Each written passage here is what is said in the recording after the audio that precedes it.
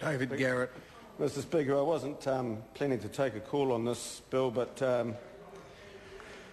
I have been moved to do so by listening to the speeches of the two immediately preceding speakers. Mr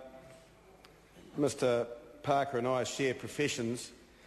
Mr Hodgson and I don't, but neither professions nor political persuasions. But I do agree with them very strongly that it is most undesirable to have electoral law all over the place. We do have a limited written constitution, heavily dependent on convention, and I don't think anyone could disagree that it is a bad idea to have electoral law changing with governments, whatever hue they may be. I thought Mr Parker's contribution also made some very good points, particularly on the absence of complete consensus, if that's not tautology, not precluding any movement at all. And a phrase that Pete Hodgson used, equally unhappy.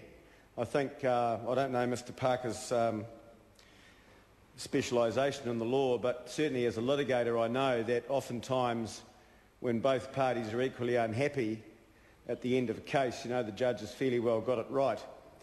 It certainly was the case when I practised employment law. The employer was often far too unhappy about what he'd had to pay out, and the employee thought he should have got twice as much, so you'd thought that the adjudicator got it fairly well right. So I agree with many of the points that have been made by those two previous speakers, and the ACT Party will, for that reason, obviously, and others, will happily support the bill along with the rest of the House. Thank you.